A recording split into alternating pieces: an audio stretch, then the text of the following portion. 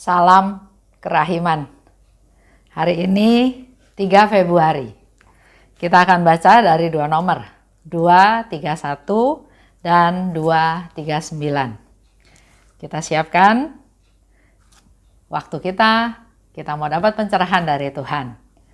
Dalam nama Bapa dan Putra dan Roh Kudus. Amin. 231. Tidak seorang pun dapat memahami apa yang dirasakan hatiku apabila aku merenungkan kenyataan bahwa lewat kaul-kaulku Allah menyatukan aku dengan dirinya.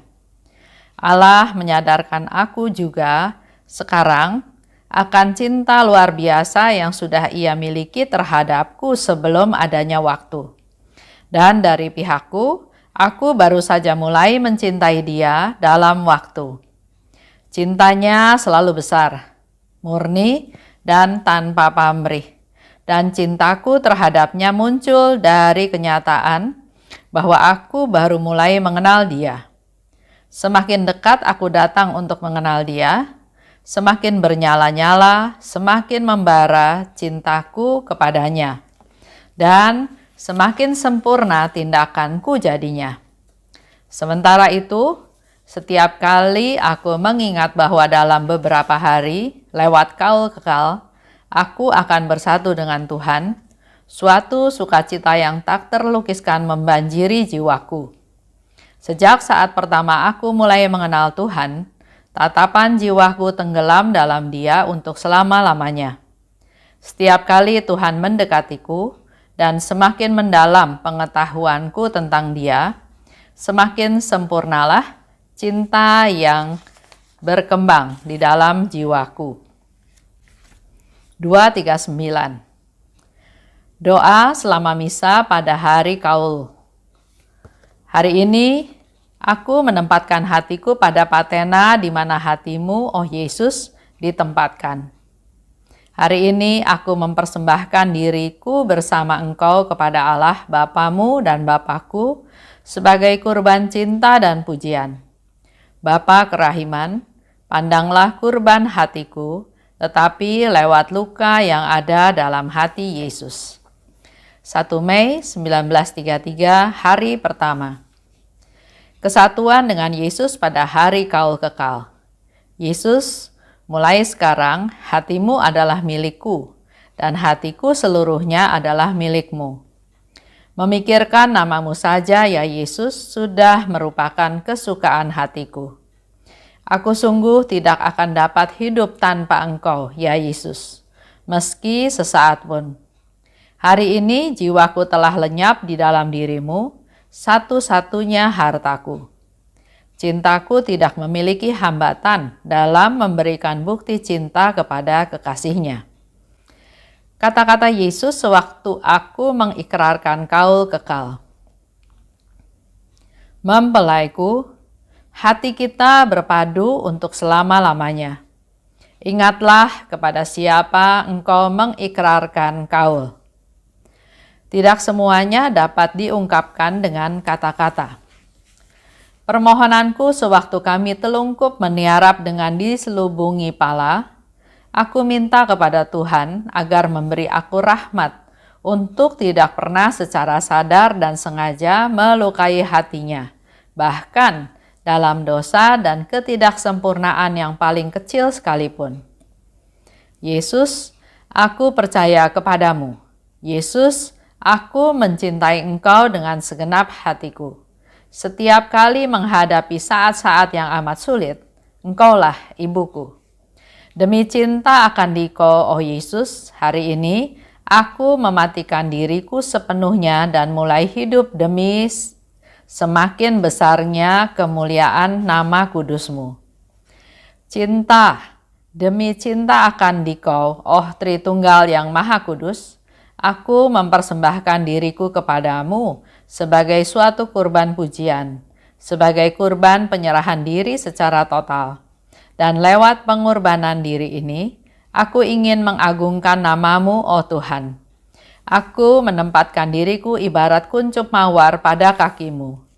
Oh Tuhan, dan semoga aroma bunga ini hanya tercium oleh Engkau sendiri.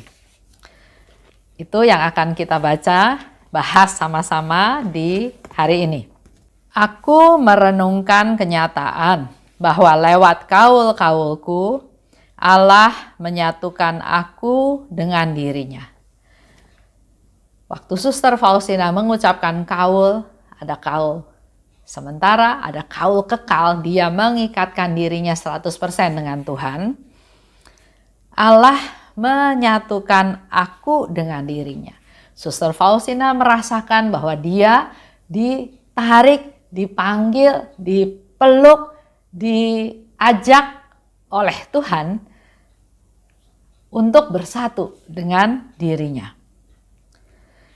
Kenapa Suster Faustina bisa merasakan itu? Merasakan bahwa Allah menyatukan diri dengan dirinya. Menyatukan aku, katanya ya, menyatukan aku dengan dirinya.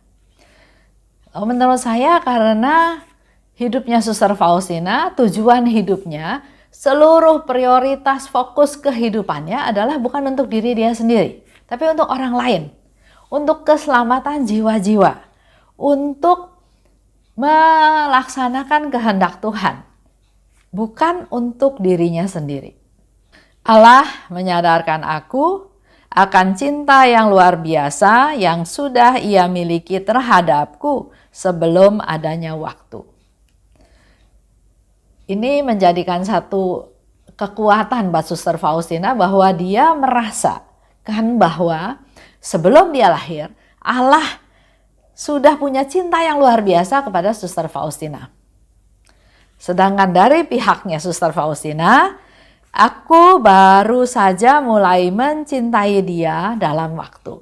Setelah tahu Yesus, setelah kenal, baru mulai mencintainya. Sedangkan Allah sudah jauh-jauh lebih awal, bahkan sebelum adanya waktu. Dikatakan lebih lanjut oleh Suster Faustina, cintanya Tuhan itu selalu besar, selalu murni, dan tanpa pamrih. Kita tahu ya, kita sering sebut kasih agape, kasih walaupun. Itulah kasihnya Tuhan. Kita pun dalam menggali rahmat ini, kita pun mau belajar untuk bisa punya kasih yang walaupun, kasih yang seperti Tuhan. Karena kita muridnya Tuhan, karena kita ingin menjadi rasulnya Tuhan untuk mewartakan kerahimannya Tuhan. Jadi kita harusnya juga punya kasih, bukan kasih yang biasa, tapi kasih yang walaupun. Semakin dekat aku datang untuk mengenal dia, semakin bernyala-nyala dan semakin membara cintaku padanya.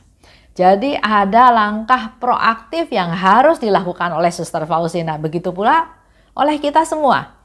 Semakin dekat aku datang, jadi kita yang melakukan langkah usaha. Apa yang harus kita lakukan, tindakan apa untuk kita datang, mendekati Tuhan, untuk kenal Tuhan yang bagaimana. Nah, semakin kita dekat dengan Tuhan, maka dikatakan oleh Suster Faustina, semakin bernyala dan semakin membara cintaku padanya. Karena semakin dekat, semakin kita tahu bahwa Allah itu sungguh luar biasa, maha kasih, maha murah, maha rahim. Jadi semakin dekat, semakin kenal dia, semakin kita membara untuk mencintai dia.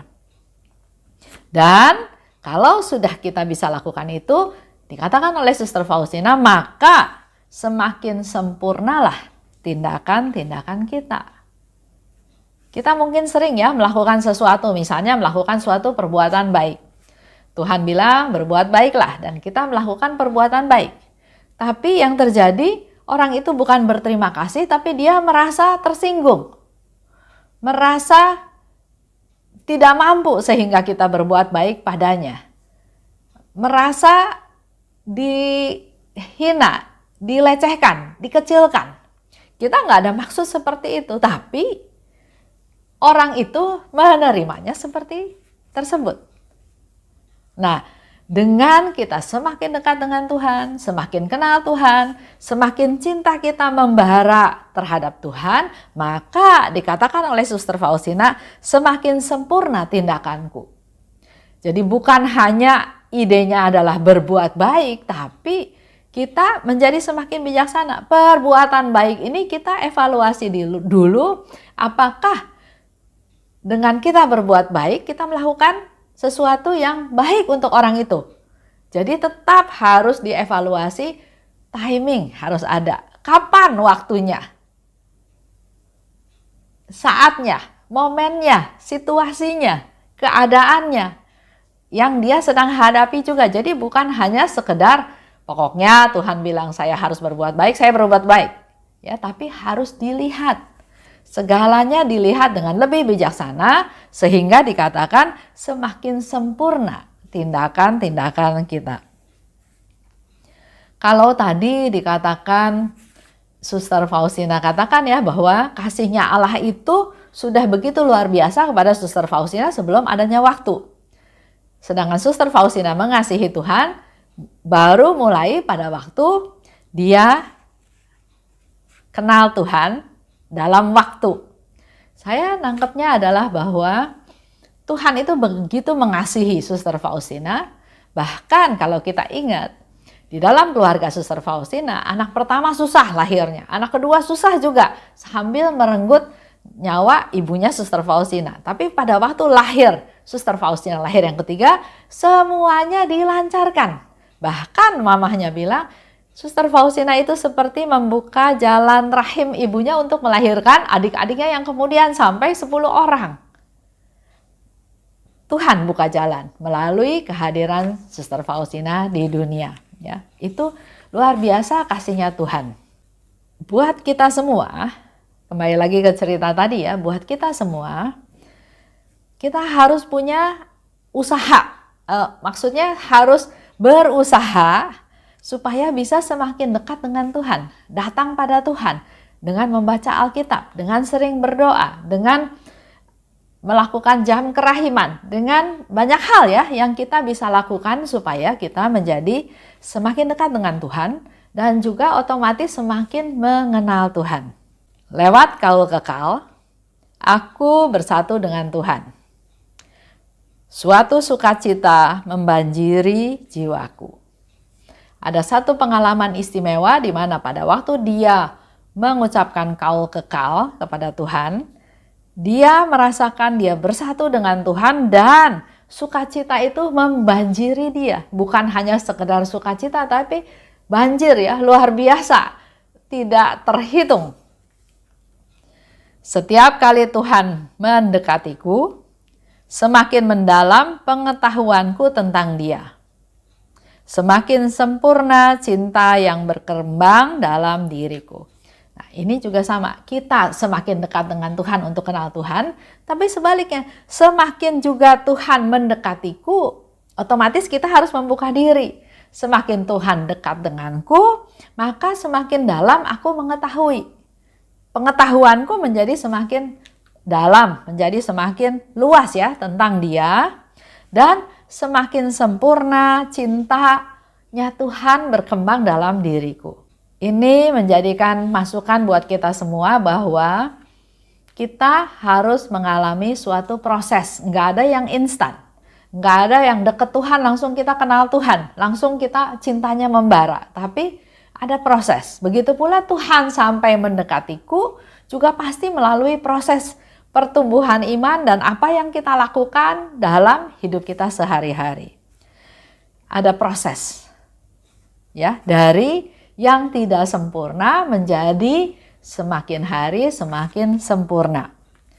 Melalui kejadian hari-hari, melalui situasi, melalui keadaan, melalui apa yang kita hadapi. Itu kita diproses. Jadi apapun yang terjadi di dalam hidup kita nggak ada yang kebetulan pertama. Dan nggak ada yang sia-sia. Semuanya bisa Tuhan pakai untuk memproses kita. 239, hari kaul kekal. Aku menempatkan hatiku di patena di mana hatimu ditempatkan. Dia menyerahkan hatinya kepada Tuhan Yesus di mana hati Yesus ada, yaitu di patena ya.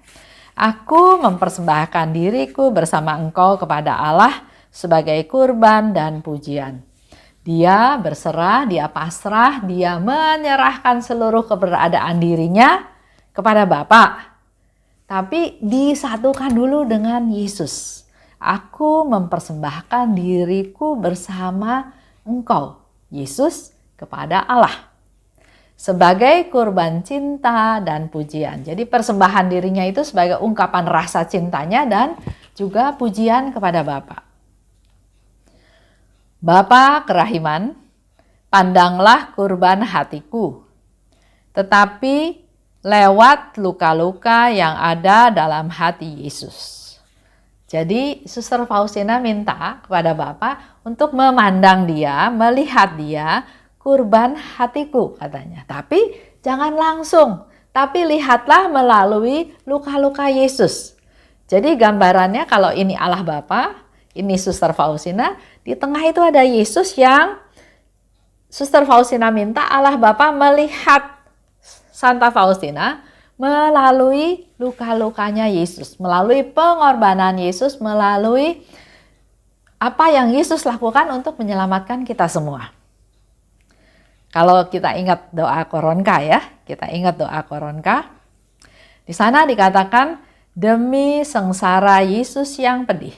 Jadi doa Koronka adalah doa kepada Bapa. Dan pada waktu kita berdoa pada Bapa, kita katakan Bapa, demi sengsara Yesus yang pedih. Jadi yang dilihat sebagai awal, sebagai dasar, sebagai inti adalah sengsara Yesus yang pedih. Tunjukkanlah belas kasih-Mu kepada kami dan seluruh dunia.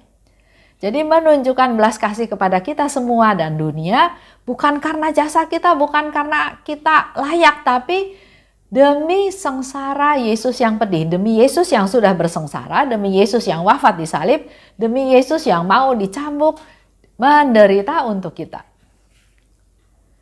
Suster Faustina katakan, memikirkan namamu saja sudah merupakan kesukaan hatiku. Berpikir tentang Yesus saja dia sudah sangat sukacita. Bagaimana dengan kita? Refleksikan dalam hidup kita sehari-hari ya. Aku sungguh tidak dapat hidup tanpa Engkau. Karena buat Suster Faustina, Yesus itu adalah segala-galanya. Hidupnya, kekuatannya, kekasihnya, temannya, sahabatnya, segala-galanya. Jadi kalau nggak ada Yesus, Suster Faustina nggak bisa hidup. Nah, buat kita semua juga menjadi satu refleksi. Buat saya, Yesus itu siapa? Apakah segala-galanya bagiku? Kata Yesus, mempelaiku, hati kita berpadu untuk selama-lamanya. Ingatlah kepada siapa engkau mengikrarkan kaul. Ingatlah kepada siapa engkau mengikrarkan kaul. Kata-kata ini juga berarti untuk kita, ingatlah, hei Bapak, Ibu, kepada siapa engkau mengikrarkan kaul, kepada siapa engkau berjanji, kepada siapa engkau berkomitmen, kepada siapa? Ya, kita bernasar, ya, banyak hal yang kita lakukan. Jangan asal janji. Janji pada Tuhan harus ditepati. Ada ya contoh, seorang ibu kan pernah cerita bahwa pada waktu dia melahirkan anaknya di rumah sakit, si suami berjanji bahwa dia akan membawa istri dan anak-anaknya untuk menjadi Katolik. Tapi hal ini nggak direalisasikan, maka terjadilah sesuatu semacam peringatan mengingatkan kembali mereka bahwa kalian pernah bernasar loh, kalian pernah berjanji. Ya, jadi ingat kepada siapa kita mengikrarkan janji kita. Dan permohonan Suster Faustina pada waktu dia menelungkup pada waktu kaul kekal, satu, minta rahmat dari Tuhan supaya jangan sampai dia menyakiti hatinya Yesus. Walaupun dengan dosa dan ketidaksempurnaan yang sekecil apapun, dia minta rahmat supaya dia dijaga jangan sampai dia menyakiti Tuhan. Yang berikut, dia juga minta supaya kalau dia menghadapi masa sulit, jadi dia nggak bilang, Tuhan saya nggak mau masa sulit, nggak ya. Tapi yang dikatakan, kalau saya menghadapi masa sulit, Yesus aku mau engkau jadi ibuku. ibu yang melindungi anaknya, yang mau berkorban untuk anaknya, yang menjaga anaknya, yang berdoa untuk anaknya supaya anaknya bisa mengatasi masalah-masalah sulit tersebut. Dan yang ketiga, demi cinta akan dikau. Demi cintanya Suster Faustina kepada Yesus, hari ini aku mematikan diriku sendiri sepenuhnya dan mulai hidup demi semakin besarnya kemuliaan nama kudus-Mu. Ungkapan cintanya Suster Faustina pada Yesus, dia katakan bahwa mulai hari ini dia udah gak pikirin dia lagi. Bukan diriku lagi. Jadi dia mematikan diriku, artinya nggak perhatikan keinginannya, kehendaknya, harapannya ya. Tapi yang menjadi fokus dia adalah semakin memuliakan nama Tuhan. Semakin memuliakan namanya yang kudus. Demi cintaku akan dikau, aku mempersembahkan diriku kepadamu sebagai kurban pujian dan penyerahan diri secara total. Aku ingin mengagungkan namamu.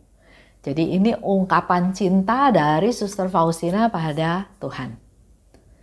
Kita juga boleh belajar dari hal ini, apa yang akan kita ungkapkan sebagai bukti cinta kita kepada Tuhan. Kita renungkan sama-sama, kita evaluasi seluruh kehidupan kita, dan panjatkanlah doa untuk inilah Tuhan, saya memberi ini sebagai bukti cinta saya kepadamu, dan seterusnya dan seterusnya. Kita tutup ya dalam doa. Dalam nama Bapa dan Putra dan Roh Kudus. Amin. Oh luka kerahiman, oh hati Yesus, sembunyikanlah aku di dalam lubuk hatimu. Laksana satu tetes darahmu sendiri. Dan jangan biarkan aku terlepas dari situ selama-lamanya. Kurunglah aku di dalam lubuk hatimu, dan ajarlah aku mencintai Engkau. Tuhan, mampukan aku memahami sepenuhnya siapa dirimu. Bawalah aku masuk ke dalam rengkuhan mesramu, sejauh itu dapat ditanggung oleh kodrat insani. Amin. Dalam nama Bapa dan Putra dan Roh Kudus. Amin. Salam kerahiman.